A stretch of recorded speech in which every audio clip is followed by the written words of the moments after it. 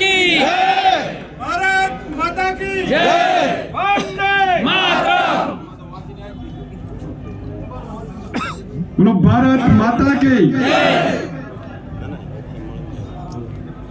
वाव विधानसभाની પેટા ચૂંટણીમાં ભારતીય જનતા પાર્ટીના ઉમેદવાર શ્રી સૌરભજી ઠાકોરના જલવંત વિજય પ્રસંગે યોજાયેલા આજના સંમેલનમાં મંચ પર બિરાજમાન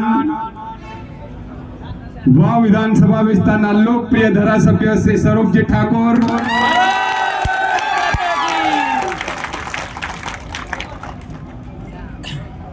પ્રદેશના મંત્રી બેન શ્રી નૌકાબેન પ્રજાપતિ, આપણા પાડોશના જ રાધનપુરના લોકપ્રિય ધારાસભ્ય ભલામણ લવિંગજી ઠાકોર,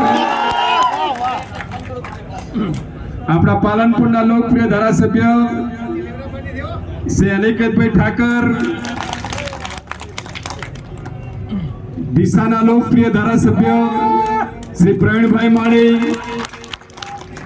ડીસાના પૂર્વ ધારાસભ્ય શ્રી શશિકાંતભાઈ પંડ્યાજી, આપણા આગેવાન બેન શ્રી ડોક્ટર રેખાબેન ચૌધરીજી, આપણા જિલ્લા ભાજપના પૂર્વ અધ્યક્ષ શ્રી ગુમાનસિંહજી ચૌહાણ, ડીસા અને ધાનેરાના લોકપ્રિય ધારાસભ્ય, ડીસા એપીએમસીના ચેરમેન, માલધારી સમાજના આગેવાન શ્રી ગોવાભાઈ દેસાઈ, જિલ્લા પંચાયતના પૂર્વ પ્રમુખ, દલિત સમાજના આગેવાન શ્રી વિજયભાઈ ચક્રવર્તી, જિલ્લા પંચાયતના પૂર્વ પ્રમુખ શ્રી દિનેશભાઈ દવે, ભારતીય જનતા પાર્ટીના આગેવાન, વાવ વિધાનસભાના આગેવાન શ્રી અમેરામભાઈ,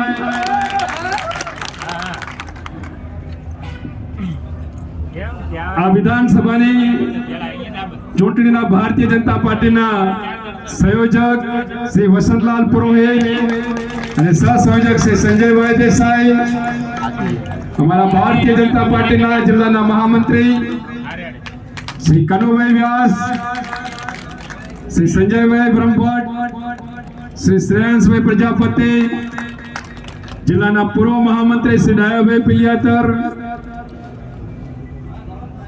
સૌ સન્માનીય ભારતીય જનતા પાર્ટીના મંચસ્થ મહાનુભાવો, સન્મુખ સૌ સન્માનીય કાર્યકર્તા ભાઈઓ બહેનો તેમજ પત્રકાર મિત્રો, સર્વપ્રથમ ભારતીય જનતા પાર્ટીના જલવંત વિજય બદલ હું વાવની જનતા જનાર્દનનો હૃદયપૂર્વક આભાર વ્યક્ત કરું છું. વાવની જનતાને કોટી કોટી નતમસ્તક પ્રણામ કરું છું. એટલા માટે કે કોંગ્રેસ પાર્ટી અને કોંગ્રેસ પાર્ટીના સહયોગીઓ કે જેની ABCD જેની ટીમો લડતી હતી એ નકારાત્મક રાજનીતિ કરી રહ્યા હતા અને વાવની જનતાને ભ્રમિત કરવા માટે ઘણા બધા એવા વિષયો કે જે આજની સભામાં મારા મુખેથી બોલવું પણ મને યોગ્ય નથી લાગતા એવી ભાષાનો જેને ઉપયોગ કર્યો હતો. આ નકારાત્મક રાજનીતિને વાવની જનતા જનાર્દને જડબાતોડ જવાબ આપ્યો છે. દેશના પ્રધાનમંત્રી અને વિશ્વના નેતા આદરણીય શ્રી નરેન્દ્રભાઈ નેતા જે વિશ્વના નેતા તરીકે આજે સ્થાપિત થયા છે અને એમના નેતૃત્વની અંદર એમને આપણા ગુજરાતની અંદર જે વિકાસની રાજનીતિ શરૂ કરી અને એ રાજનીતિ આજે સમગ્ર દેશમાં ચાલી રહી છે અને મોદી સાહેબની રાજનીતિમાં વાવની જનતાએ વિશ્વાસ મૂક્યો છે. વાવની જનતાને હું અભિનંદન આપું છું.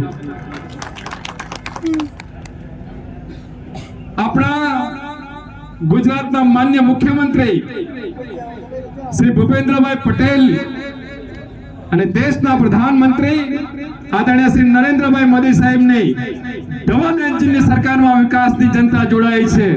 વિકાસની જનતામાં જોડાવા બદલ જનતા જનાર્દનનો પુનઃ હું આભાર વ્યક્ત કરું છું. ભારત માતા કી અમારા પ્રદેશ અધ્યક્ષ, નવસારીના સાંસદ અને દેશના જળ સંસાધન મંત્રી આદરણીય શ્રી સી.આર. પાટીલ સાહેબના નેતૃત્વમાં ભારતીય જનતા પાર્ટીના કાર્યકર્તાઓએ જે રાત દિવસ મહેનત કરી છે, આદરણીય પાટીલ સાહેબનો, ભારતીય જનતા પાર્ટીના શીર્ષક નેતૃત્વનો અને અમારા ભારતીય જનતા પાર્ટીના દેશ દુર્લભ કાર્યકર્તાનો પણ આજના દિવસે હું આભાર વ્યક્ત કરું છું. કોંગ્રેસના સાથી એ પડકારો ફેંક્યા હતા કે પાટીલનો પાવર નહીં ચાલે. મિત્રો, અમારા પાટીલ સાહેબ પ્રદેશ અધ્યક્ષ છે, અમારા સન્માનીય નેતા છે, એ ક્યારેય પાવર કરતા નથી. પાવર તો અમારા ભારતીય જનતા પાર્ટીના કાર્યકર્તાનો છે, વાવની જનતાનો પાવર છે. અને કોંગ્રેસને વાવની જનતાએ, ભારતીય જનતા પાર્ટીના કાર્યકર્તાએ પાવર વટાડી દીધો છે કે આ પાવર ભારતીય જનતા પાર્ટીના કાર્યકર્તાનો છે, આ પાવર વાવની જનતાનો છે. તમે જનતા જનાર્દનનું અપમાન ન કરો, તમે જનતા જનાર્દનને ભ્રમિત કરી નકારાત્મક રાજનીતિ ન કરો. આ નકારાત્મક રાજનીતિના જડબા જવાબ જો વાવની જનતા આપ્યા છે. 2024 ની લોકસભાની ચૂંટણીમાં પણ આપ્યા હતા અને 2024 ની પેટા ચૂંટણીમાં પણ વાવની જનતાએ જડબાતોડ જવાબ આપ્યો છે. મીડિયાના મિત્રોના માધ્યમથી હું કહેવા માંગુ છું કે વાવની જનતા, ગુજરાતની જનતા અને દેશની જનતા એ વિકાસની રાજનીતિ સાથે જોડાયેલી છે. અને આજના તમે પરિણામો જોઈ શકો છો કે મહારાષ્ટ્રમાં પણ ભારતીય જનતા પાર્ટીનો જલવંત વિજય થયો છે. મિત્રો, આવો આપણે સૌ સાથે મળીને વિકાસની રાજનીતિ કરીએ. ધન્યવાદ. ભારત માતા કી જય. વંદે માતરમ. જય જય ગરવી ગુજરાત.